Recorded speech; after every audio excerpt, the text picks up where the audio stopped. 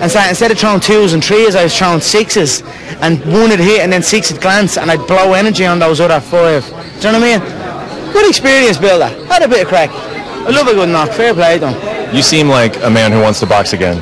I'll do it again, no problem. I don't know what's next. I have titles to defend as well.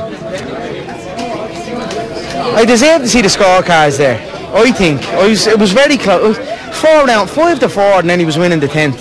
I think 4 rounds, and then he had 5, and he was winning the 10th, and it stopped early enough. Like, tell him to look, even the referee, when he came into the bleeding dressing room, I can wrestle in clinches all day, or wrestle and grapple all day, and I was like, mate, what are you even mentioning that for? Like, it's like, and he was when he was giving the instructions, he was looking right at me. I want a clean, clear fight, and I was almost, before we started the fight, I was almost going to say, mate, he's in the fight as well, because he was hitting me when we were tied up as well. But I thought the ref did a great job from letting the fight play out. I just think the stoppage was a little early. Let me go out with my shield. Let me go down. You know what I mean? There was a minute left, 50 seconds left. Look very, very closely before you stop a fight of that magnitude. Not rattled once. So what can you do? In a way, I'm happy for him. 50, you know. You know what I mean? They rolled in and took the belt and took the money belt and all the things called. What way would that have been? So what can you do? Fair play to him. I'll take my hat off to him every day. He was composed. I don't think he was as single shots. Good straight right hands to the body. But I had him early rounds, I thought, and then whatever. It's his composure that won him that fight, and his experience. So hats off to him. Is this the most you've enjoyed yourself in your fighting career? Man, I enjoy fighting. Period.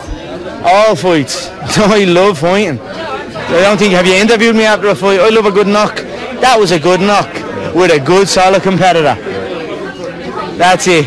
I was like, fair play to you, kept composure. I thought I had you in the early rounds, but you kept smart, you kept composed, and you took me out towards the end. Fair play to you. But when I took you back in that first exchange, it would have been over there and then. That's the truth. Like, he was throwing his right hand, he threw his right hand, and then he'd leave his frame here. And when his frame was on me, I'd peel and get to the back. And then I'm like, I get to his back, and I'm at his back. And I'm at that using energy to get to his back, and then I'm like, the referee's like, stop, restarts. I'm like, in my head I'm thinking, bollocks. I'm at the using energy there to get towards his back, and now the referee's just resetting us. Now I'm saying that the ref let some of them go because he was kind of turning and dipping his head, and I was getting to the back cleanly. I thought I'd done better than all those other boxers that fought him anyway. Last question. Tell us what your life looks like over the next 7 days. Same as it did before. Good life. I'll get in and figure out where there's a dip. Where there's a dip all the time. There's a dip somewhere. If you can get me to a dip, even in the Diaz fighting, there's a moment where I dip. And if you can come through the onslaught, I'll have a little dip. But I can also come through it. It's like hell. You have to come through hell. Then I get a little dip. But then I'm back, you have to come through hell again. Even in the spars, even in the Paulie spar and all the other spars, it was like a 8, 9 and 10 were the rounds where I was like, I'm almost looking at my head, saying like, I've got so many more rounds left, and then I almost take these rounds off and just get a little wobbly and just kind of flop around on them. But then I get through it. Like when I see round 11 or round, you know what I mean? When I see round 11 or round 12, that's when I drop Paulie in 11 and almost had him out in 12. And then all the other spars, I come back.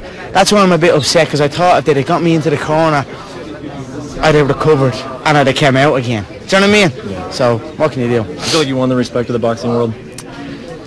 I don't know. Couldn't tell you. They were very disrespectful, very disregard of the skills, but man, I thought I had him handy in the early rounds. I thought the first 4 rounds was pretty handy. And maybe, certainly the first 3, and then maybe round 7 or 8, I think I won.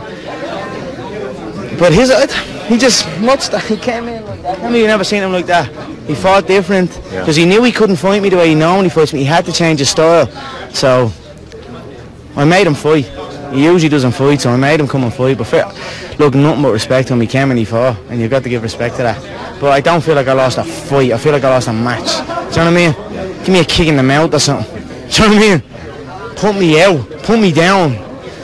Not a little, I'm fatigued and I'm tired, and then the ref steps in.